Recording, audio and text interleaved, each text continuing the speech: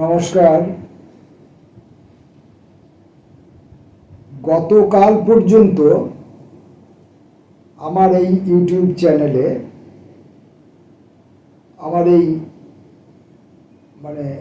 সীমিত ক্ষমতা, অক্ষমতাজনিত ক্ষমতা, দুর্বলতাজনিত ক্ষমতা, গুজর চিত হয়ে শুতে চাওয়ার ইচ্ছাজনিত ক্ষমতা দিয়ে গতকাল পর্যন্ত আমি 420টা ভিডিও আপলোড করতে পেরেছিলাম। অর্থাৎ গতকাল রাত্রিতে, ক্যালেন্ডারের হিসাবে ওটা আজকেরও হয়ে যেতে পারে, কারণ রাত্রি 12টার পর আজকের দিন হয়ে যাচ্ছে। তো অর্থাৎ আমার আগের ভিডিওটি পর্যন্ত আমি 420-এ এসে দাঁড়িয়েছিলাম। আজকে সারাদিন আমার যে মানসিক পরিকাঠামো ছিল তাতে আজকে আমি সারা দিনে ভিডিও করবার মতো মানসিক জায়গাতেই ছিলাম না, কোনো প্রস্তুতিই নিইনি। বইপত্র খোঁজাখুঁজি, আমি এমনিভাবে প্রস্তুতি তো নিই না, কিন্তু কার কবিতা পড়বো সেটা খুঁজে বার করে রাখা এবং ইত্যাদি কাজগুলো করা বা করতে হবে এরকম একটা ভাবনা মনের মধ্যে থাকা, এটা কোনোটাই আজকে সারাদিন ধরে ছিল না। আজকে অনিবার্য কারণজনিত কারণে অথবা অকারণজনিত কারণেও হতে পারে, আমি নিশ্চিত নই কি কারণে, একটা বিষণ্ণতাহীন বিষাদের মধ্যে ছিলাম। বিষণ্ণতাহীন বিষাদ, অর্থাৎ যে বিষাদটা আমি বাইরে প্রকাশ করতে পারছি না, বাইরে কেউ দেখতে পাচ্ছেন না, কিন্তু আমার মনের তলায় যেখানে জল থিতিয়ে পড়েছে, জলের তলায় যেখানে মাটি থিতিয়ে পড়েছে, জলের মলিনতা যেখানে থিতিয়ে পড়েছে, সেই জায়গায় কোথাও আমি একটা বিষণ্ণতা অনুভব করছিলাম। কিসের বিষণ্ণতা বললে বহু কারণ বলা যায়। দেশ, সমাজ, রাষ্ট্র, রাজনীতি, অর্থনীতি, সমস্ত কিছুতে প্রতিদিন এমন সব অদ্ভুত ঘটনা ঘটছে। একদল কায়েমি স্বার্থ পরায়ণ মানুষ, রাষ্ট্রশক্তি যে সমস্ত ক্রিয়াকাণ্ড করছে তাতে প্রত্যেকটি মানুষেরই বিষণ্ণ হয়ে পড়া কথা। সেখানে কেউ এক আধজন যদি বিষণ্ণ হয়ে পড়েই তাহলে সেটা অস্বাভাবিক কিছু নয়। কিন্তু আমি সচেতনভাবে জানি না আজকে আমি কোন কারণে বিষণ্ণ ছিলাম, কারণ আমার বিষণ্ণতাকে আমি আবিষ্কার করতে পারিনি। সেই জন্যই আমি বলেছি বিষণ্ণতাহীন বিষাদ, আমি নিজেই আবিষ্কার করতে পারিনি। যাই হোক, সন্ধ্যাবেলা আমি যখন দেখলাম যে এর আগে পর্যন্ত আমার 420টা ভিডিও আপলোড হয়েছে, অর্থাৎ আমি 420 হয়ে আছি। এখন এই 420 হয়ে থাকাটা বেশিক্ষণ ধরে চলবে না। গণনার সংখ্যা এমনই যে 1, 2, 3, 4, 5, 7 করতে করতে একটা সময়ে আমরা 420-এ এসে পৌঁছাবই। আমি যদি মুহূর্তের মধ্যে আর একটা ভিডিও করে ফেলতে পারতাম তাহলে ক্ষণিকের জন্য আমি 420 হয়ে থাকতাম, কিন্তু আমি তো জানতেই পারিনি আমি কখন 420 হয়ে গেছি। যখন জানতে পারলাম, যখন আমি দেখলাম যে আমার 420টা ভিডিও আপলোড হয়ে গেছে, অর্থাৎ আমি 420 হয়ে গেছি, তখন এই সন্ধ্যের দিক থেকে আমার এই 420 অবস্থা থেকে উত্তীর্ণ হওয়ার জন্যে আমি একটুখানি প্রচেষ্টা নিলাম। যাই হোক, অনেক বাজে কথা বললাম। বাজে কথা এখন বলা প্রায় আমার বন্ধই হয়ে গেছে, বাজে কথা আর তেমন মুখে আসছে না। যাই হোক, এখন আমি একটি পুরনো বই আমার সংগ্রহ থেকে খুঁজে বার করেছি, নির্বাচিত কবিতা, সুজিত সরকার। এই বইটি সম্ভবত কবিতা পাক্ষিকের দ্বারা প্রকাশিত হয়েছিল। বইটির প্রকাশ সাল 1997, অর্থাৎ আজকে থেকে 27-28 বছর আগেকার প্রকাশিত বই। সেই তুলনায় বইটা অনেকটাই পুরনো। সুজিত সরকারের কবিতার বই উৎসর্গ করা ছিল আলোক সরকার এবং বিনয় মজুমদারকে। তো সুজিত সরকারের এই বইটি থেকে আমি এখন কয়েকটি কবিতা পড়ব।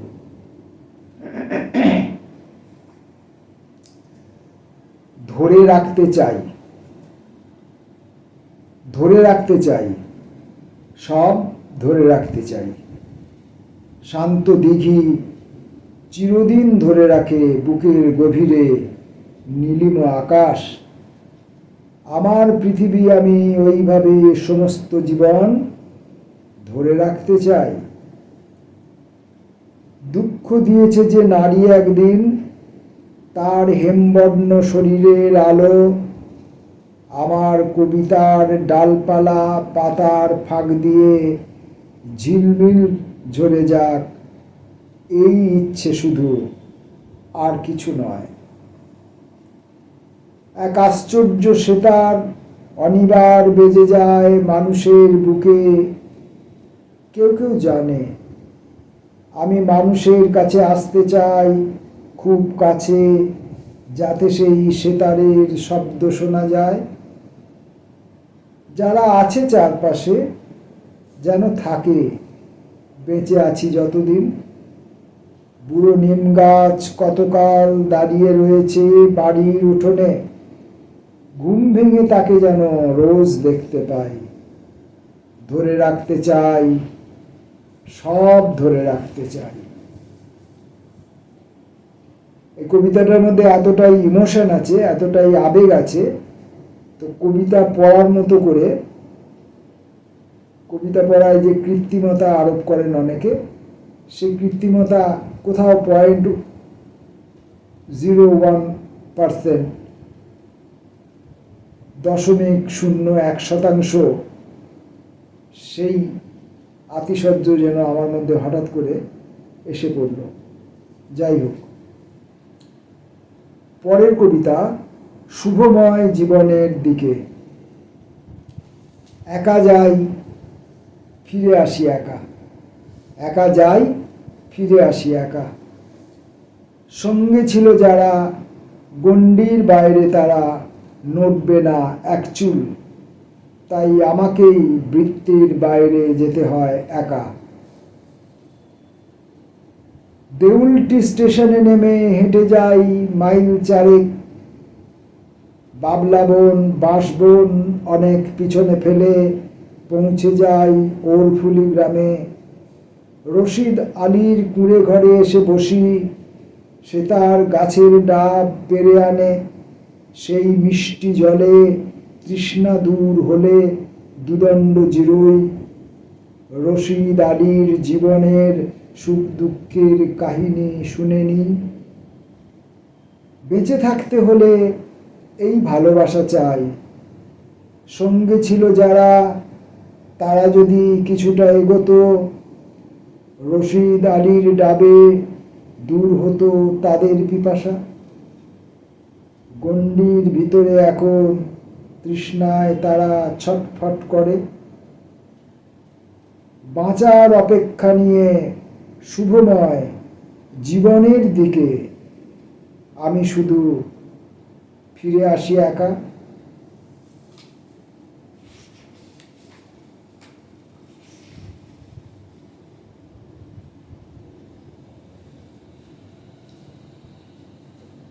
মেরামতি। প্রতিদিন কিছুটা পুরনো হই, আমারই নিজের ভেতরের কোনো কোনো অংশ ভেঙে যায়।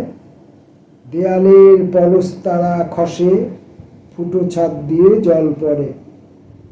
প্রতিদিন অন্ধকারে নিজেকে সারাই, মিথ্যা, পাপ, ভ্রান্তি, শ্রম, ক্লান্তি ও ব্যর্থতা থেকে প্রতিদিন কিছু না কিছু সত্যের জন্ম হয়।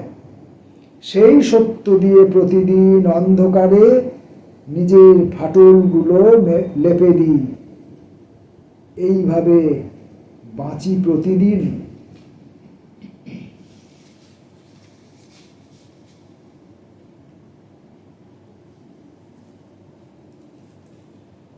আমার হৃদয়। হৃদয় উলঙ্গ করে ফেলি, সমস্ত গোপন ফাঁস করে দিই, তবু বারবার অন্ধকার ঢেকে দেয় তার ভীষণ নগ্নতা। জ্যোৎস্নার পোশাকে তারার মুকুটে সাজিয়ে দেয়, রাজা করে তাকে। হৃদয় ভিখিরি হয়ে যাক, এর কাছে ওর কাছে কুড়িয়ে বাড়িয়ে দিন কেটে যাক তার, এই ইচ্ছা। তবু অন্ধকার বারবার রাজা করে তাকে। দিনের আলোয় সে শুধু ছড়ায় সোনা পথে পথে।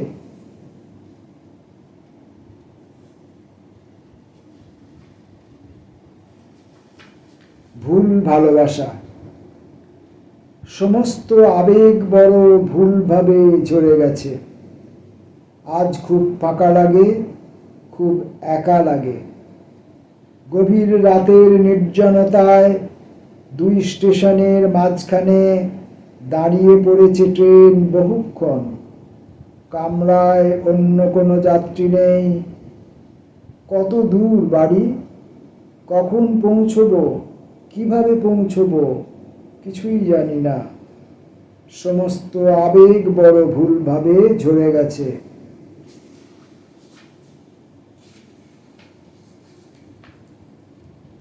কথাগুলি মন্ত্র হয়ে যায়। গভীর সবুজে নীলে ভরে আছে হৃদয়ের প্রান্তর আকাশ। লাইনটা আরেকবার পড়ব। গভীর সবুজে নীলে ভরে আছে হৃদয়ের প্রান্তর আকাশ। এখন আমার কণ্ঠস্বর নগ্ন, এখন আমার উচ্চারণ শুদ্ধ, এখন আমার কথা মন্ত্র হয়ে যায়। ছিল ছোট ছোট লোভ, সন্দেহ, ঘৃণা ও ভয়, ছিল পাপবোধ ও জিজ্ঞাসা। এখন সবুজে নীলে ভরে আছে হৃদয়ের প্রান্তর আকাশ। কথাগুলি মন্ত্র হয়ে যায়।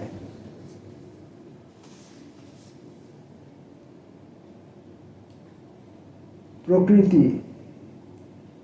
হাজার বছর আগে এইখানে ফুটেছিল কৃষ্ণচূড়া।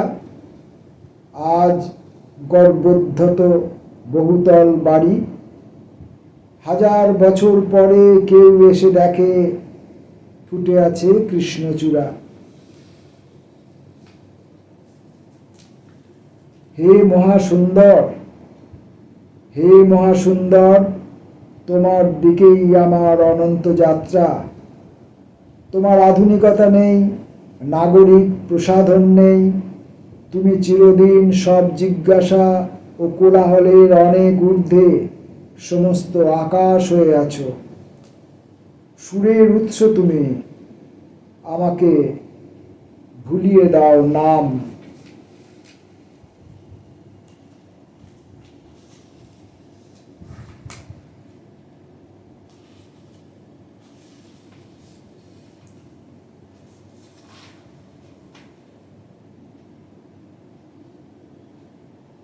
দান দিই, কিছুই আমার নয় তবু দিই। শরীরে লেপ্টে থাকা এত মায়া মমতার জামা শরীরে মেশে না। এমনকি শরীরের এই আমি একদিন শরীর হারায়, আমিটুকু মিশে যায় মহাশূন্যতায়। দিই, নিজেকে উলঙ্গ করে দিই, নিজেকে ফতুর করে দিই। তারপর বাকি থেকে যায় আমি, শুধু আমি, তাও দিই। কে নেবে, কিভাবে নেবে, কিছুই জানি না। দিই, দেবার আনন্দে দিই, দিয়ে দিই। সোনার তরী কবিতাটি আমার এই মুহূর্তে মনে এলো।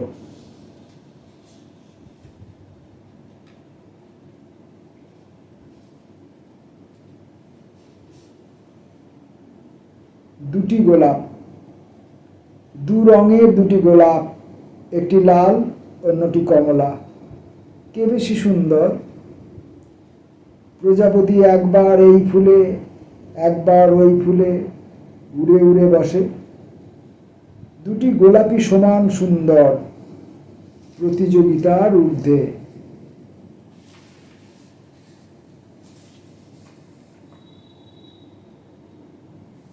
এটি কবিতাটি পড়ে আজকের মতো কবি সুজিত সরকারের কবিতা পড়া শেষ করব।